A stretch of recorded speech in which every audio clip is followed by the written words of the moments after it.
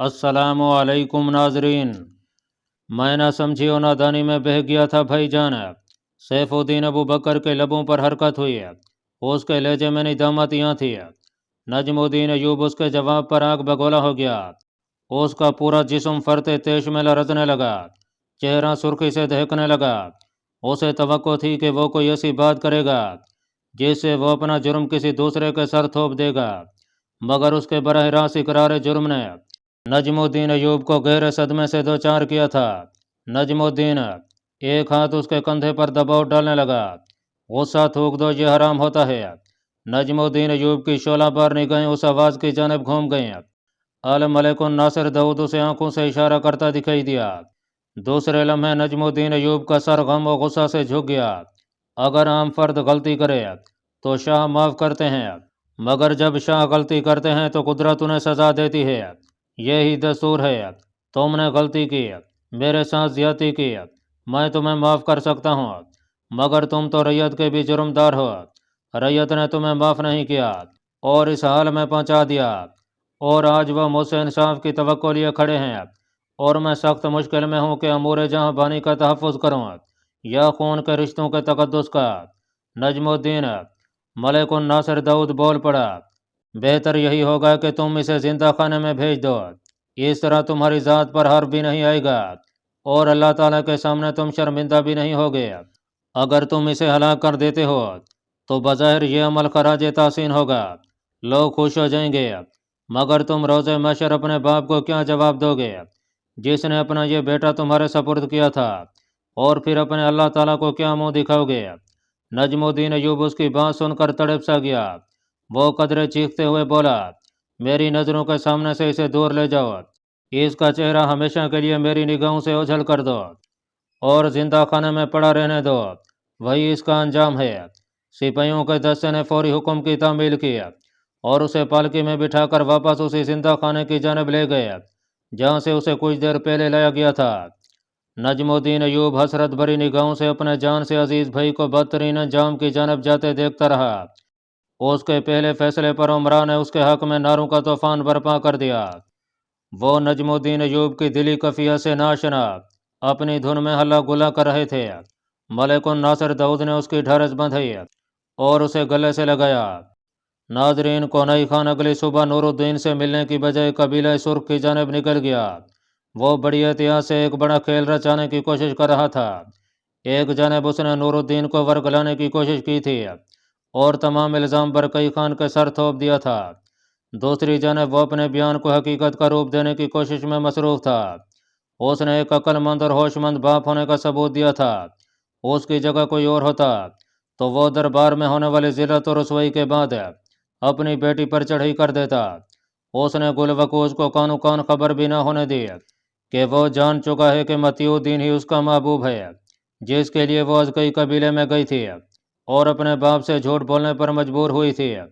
मुमकिन था कि उसकी बेटी की पसंद कोई मंगोल होता तो वो हालात से समझौता कर लेता, मगर एक मुसलमान से रिश्ता जोड़ना उसकी फितरत के सरासर खिलाफ था। तमाम जिंदगी उसने चंगेज़ खान की क़ियादत में मुसलमानों का खून बहाया था, अब वह उनके सामने कैसे झुक जाता, ये किसी भी सूरत मुमकिन नहीं था। उसने बरकई खान की इज़्ज़त अफजाई का बदला उसके हथियार से लेने की ठान ली थी। वो नूरुद्दीन के हाथों बरकई खान को जलील कराना चाहता था। इस तरह वो बातो खान के शाही अताब से भी बच सकता था और अपनी बेटी को भी मतीउद्दीन से मुतनफ़िर कर सकता था। बस उसे सिर्फ इस बात की फिक्र लाहिक थी कि उसके मंसूबे की तकमील से कबल मतीउद्दीन वापस न लौट आए। उसे यह भी यकीन था कि बरकई खान जैसा शख्स अगर उसे ढूंढने में नाकाम रहा है तो वाकई मतीउद्दीन जल्द वापस नहीं आ सकेगा। या वो किसी बड़ी मुसीबत में मुब्तला हो चुका है, या फिर वह मंगोलों की सरजमीन में भटक गया है। भटके हुए मुसाफिर देर से घर लौटा करते हैं, ये एक मशहूर मंगोली कहावत भी थी। वो शाम होने से पहले ही कबीला सुर्ख में पहुंच गया था। सुर्खों के नए सरदार और उसके ससुर मंकाना ने उसका खैर मकदम किया। वो लम्हा भर के लिए उसकी सूरत देखकर मुतअज्जिब भी हुआ था। उसने उससे खैरियत तलब की तो कोनई खान ने कुछ देर आराम करने के बाद बात करने का इंदिया दिया, जिस पर वह चुप हो गया। जब रात का आगाज हुआ तो खाने का दस्तरखान लगाया गया। दोनों ने घर के अफराद से अलग बैठकर खाना खाया। جب وہ دونوں کھانا کھا چکے تو منکانہ نے اس کی اچانک آمد کی وجہ دریافت کی۔ کونئی خان کافی دیر سے لفظوں کو ترتیب دینے کی کوشش کر رہا تھا کہ بات کا سلسلہ کہاں سے شروع کرے۔ اس نے بڑے غور تکیے سے ٹیک لگاتے ہوئے اسے مختصر لفظوں میں متی الدین کے بارے میں بتایا۔ اس کے بعد اس نے اپنی بیٹی کی وابستگی کا بھی ذکر کیا۔ منکانہ بھی ایک مسلمان سے نواسی کا تعلق سن کر سناٹے میں آ گیا۔ جب برکئی خان کے بھرے دربار کا سلوک کونئی خان نے بیان کیا تو منکانہ جل بھون کر رہ گیا۔ وہ برکئی خان کی بڑی عزت کرتا تھا، مگر اپنے خاندان پر وہ کسی بھی حملے کو برداشت کرنے کی سخت نہیں رکھتا تھا۔ کونئی خان نے اسے اپنے پھینکے ہوئے تیر کے بارے میں بھی آگاہ کر دیا اور نور الدین کے ہاتھوں برکئی خان کو ذلیل کرانے کا بھی منصوبہ اس کے سامنے رکھ دیا۔ جب کونئی خان اپنی کہہ کر خاموش ہو گیا تو منکانہ بولا، کونئی خان، مجھے تمہارے ساتھ پوری ہمدردی ہے، تم مجھے ہمیشہ اپنے ساتھ ہی پاؤ گے۔ برکئی نے تمہاری بیٹی پر نہیں بلکہ میری نواسی پر انگلی اٹھائی ہے، اس کی انگلی کے جواب میں پورا ہاتھ توڑ دینا ہی خان مردانگی ہے۔ میں ابھی تک یہ سمجھ نہیں پایا کہ تمہیں فوری طور پر میرے پاس آنے کی ضرورت کیوں پڑی۔ آپ شاید میرا مقصد نہیں سمجھ پائے۔ میرا یہاں آنے کا ایک ہی مطلب ہے کہ آپ کسی بھی صورت یہ اقرار نہیں کریں گے کہ متی الدین کو بھی سرخوں نے اغوا کیا تھا۔ جب چڑھائی کا قضیہ ابھرے گا تو اسے عبادت شب خون کے آغاز کا شوشہ قرار دیا جائے گا۔ سردار دغ بجئی خان اپنی خواہش کی تکمیل کے لیے بغاوت کر کے منگولیانہ قوانین کو توڑنا چاہتا تھا، اس لیے برکئی خان کے حملہ کی نوبت آئی۔ اس سے تمہیں کیا فائدہ ہوگا؟ اس میں ہی تو میرا فائدہ ہے۔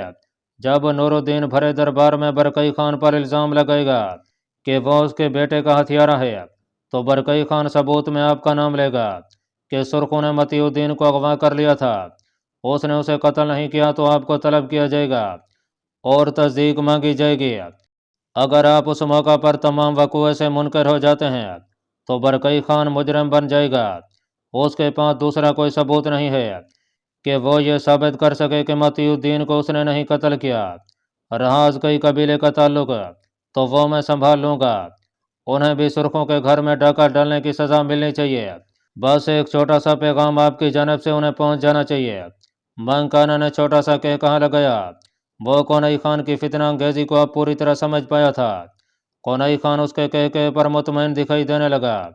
وہ سوچ رہا تھا کہ اب برکئی خان کیسے بچ سکے گا۔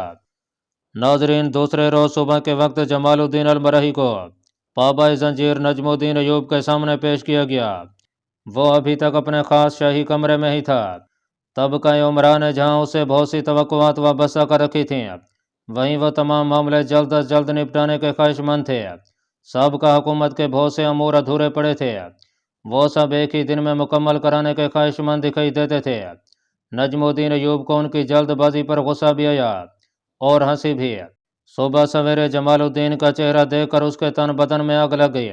یہی وہ منحوس شخص تھا جس کے باعث اس کا معصوم بھائی زندہ خانے میں پہنچ چکا تھا۔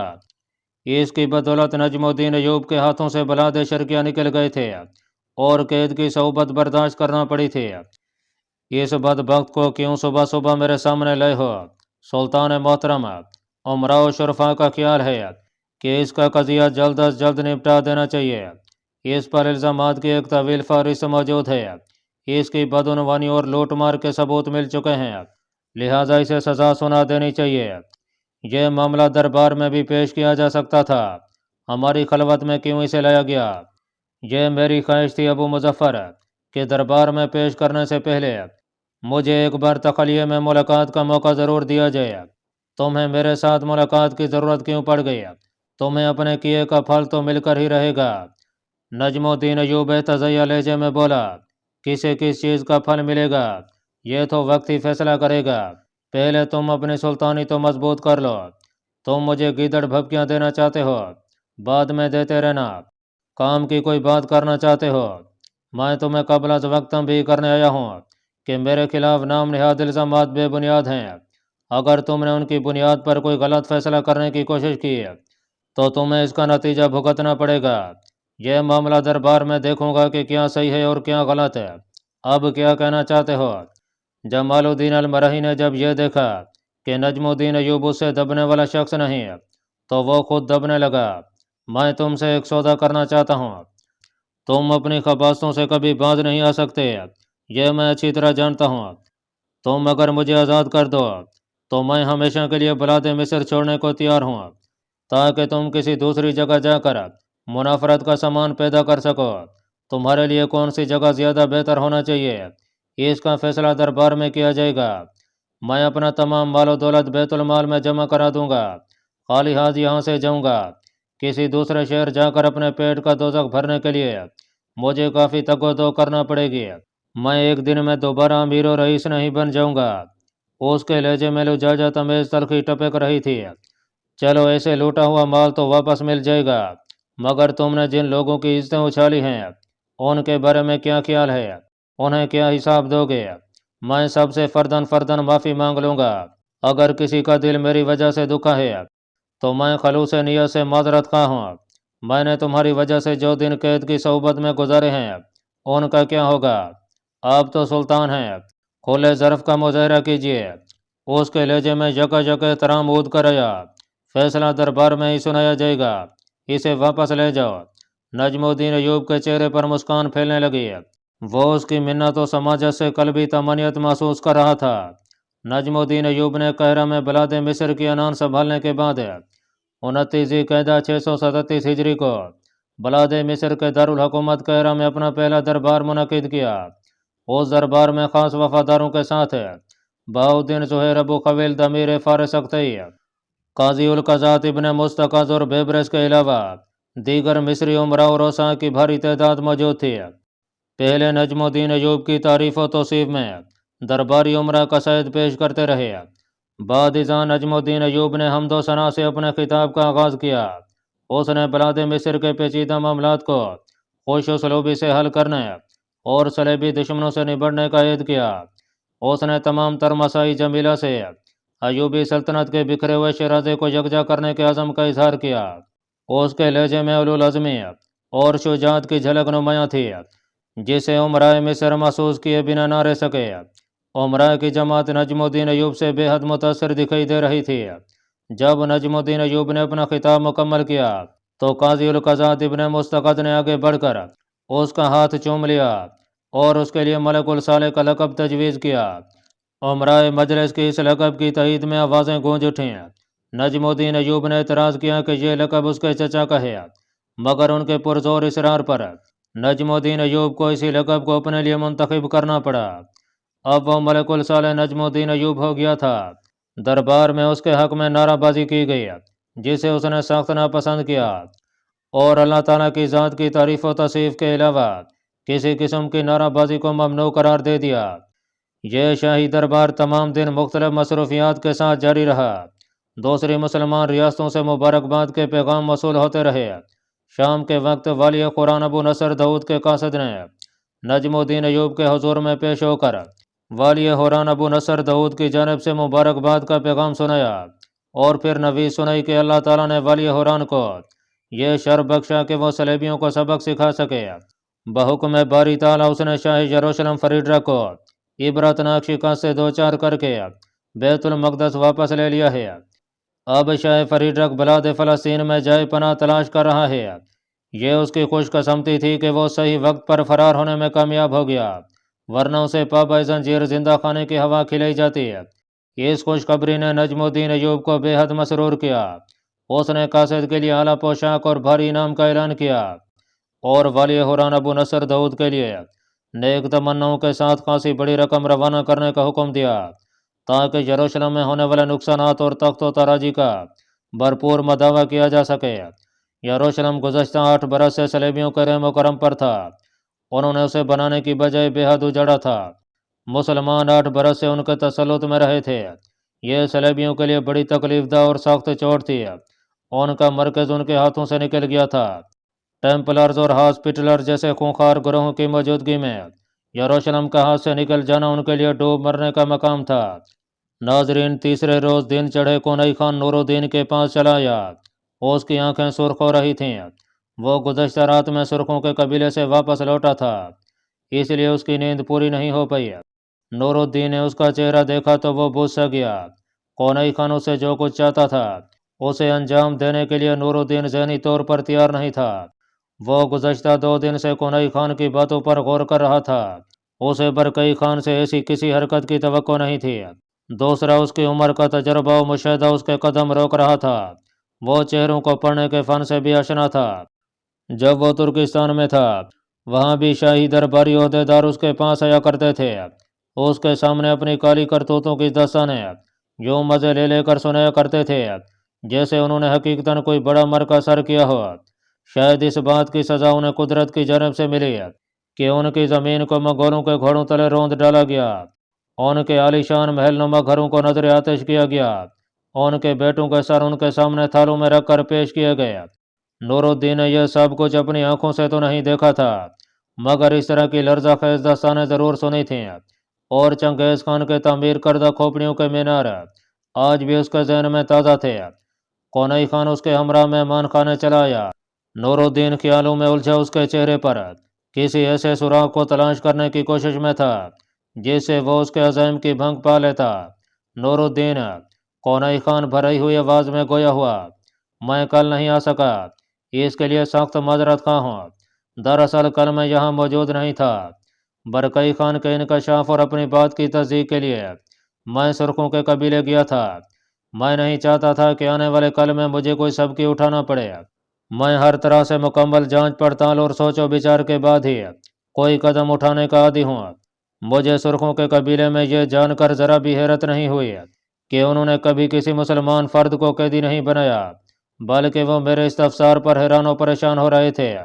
برکئی خان کے حوالے سے میں نے ان سے پوچھا کہ اس نے گزشتہ دنوں جو حملہ کیا تھا اس کی وجہ کیا تھی، تو انہوں نے وضاحت کی کہ وہ حملہ سابق مردہ سردار دک بزئی خان کی عظیم منگولیانہ سلطنت کے خلاف بغاوت کا نتیجہ تھا۔ میں ابھی مزید کوشش کر رہا ہوں کہ تمام علاقوں سے کامل تصدیق کر لوں کہ متی الدین کے بارے میں انہیں کسی بات سے آگاہی ہو۔ نور الدین اس کی بات سن کر الجھ گیا۔ اس کے لہجے میں بناوٹ و تسنا نہیں تھا، اس کا چہرہ اس بات کا منہ بولتا ثبوت تھا کہ وہ واقعی کسی تنگ درد میں مصروف رہا ہے۔ وہ جس بات کی نفی پر خود کو آمادہ کیے ہوئے تھا وہ آہستہ آہستہ سچائی میں بدلنے لگی۔ وہ زمانہ شناس تو تھا ہی، مگر ایک شفیق باپ بھی تھا۔ میں تمہارا بے حد شکر گزار ہوں کہ تم مجھے سے ناپسندیدہ شخص کے لیے اتنی مشقت میں مبتلا ہو، مگر میرا دل اب اس سرزمین سے اٹھ سا گیا ہے۔ یہاں میں اپنا بیٹا کھو چکا ہوں۔ میں چند دنوں تک اپنے یال کے ساتھ یہاں سے واپس لوٹ جاؤں گا، یہ رب جلیل کی مرضی ہے۔ بار کے میں یہ بھی نہیں چاہوں گا کہ اپنے بیٹے کا کسی سے انتقام لوں۔ نور الدین نے اپنا پہلو بچانا چاہا، جس پر کونئی خان پریشان سا ہو گیا۔ جادوانی آسمان کی قسم، میری برکئی خان سے کوئی دشمنی نہیں۔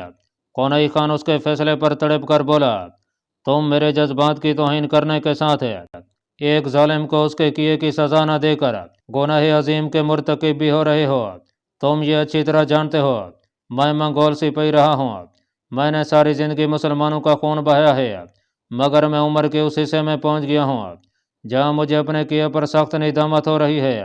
شاید اس لیے میں تم جیسے کمزور مسلمان کا ساتھ دے رہا ہوں۔ تم مجھ سے پشیمانی و پچھتاوے کی گہری دلدل سے نکلنے کا موقع مت چھینو۔ تم یہ بات بھی جانتے ہو کہ مجھے تم سے یا تمہارے بیٹے سے کوئی غرض نہیں، حالانکہ مجھے اپنے منگول بھائی کی طرفداری کرنا چاہیے، مگر میں اس کی مخالفت کر رہا ہوں، صرف اپنے ضمیر پر لدے بھاری بھرکم بوجھ کے خاتمے کے لیے۔ جادوانی آسمان کے لیے ایسا ظلم مجھ پر مت ڈھو۔ اس کے لہجے میں بلا کا درد اود کر آیا تھا، چہرے پر ندامت کے آنسو بہتے دکھائی دینے لگے۔ نور الدین اس کی حالت دیکھ کر بے چین سا ہو گیا۔ وہ ابھی تک یہی تصور کیے ہوئے تھا کہ وہ برکئی خان سے کوئی درینہ عداوت رکھتا ہے اور اسے ڈھال بنا کر اپنا مقصد پانا چاہتا ہے، مگر اس کی بات سن کر وہ دم بخود سا رہ گیا تھا۔ کونئی خان چہرے سے جیسا سخت گیر دکھائی دیتا تھا، اسے اپنے کیے پر ندامت کا احساس ہو سکتا ہے، یہ ناقابل یقین بات تھی۔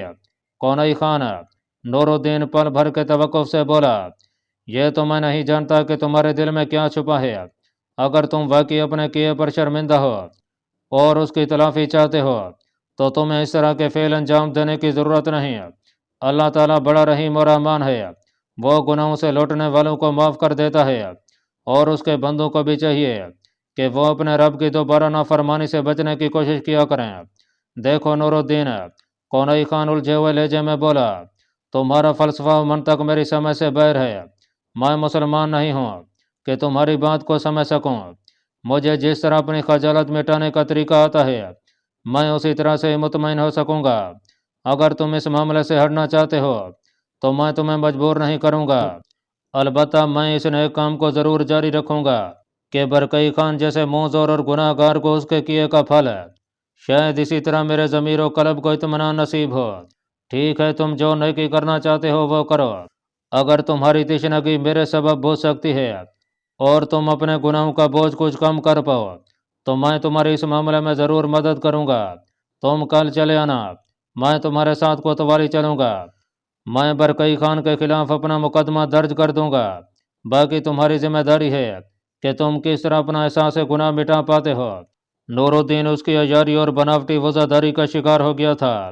اس کی سادہ لوحی اور مروت و شرافت نے اسے اس امر پر مجبور کر دیا تھا کہ وہ کنئی خان کے خوفناک منصوبے کا حصہ بن کر برکئی خان کے لیے اذیت کا بندوبست کر ڈالتا۔ ناظرین، رات کے پہلے پیر نجم الدین ایوب قصر سلطانی کی بلئی منزل پر چلا آیا۔ وہ دن بھر کی گہما گہمی اور مصروفیت سے بے حد تھک چکا تھا۔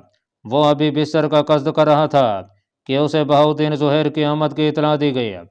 وہ لمحہ بھر کے لیے متحیر رہ گیا کہ ایسی کون سی بات تھی کہ اس نے صبح کا انتظار کرنا گوارا نہیں کیا۔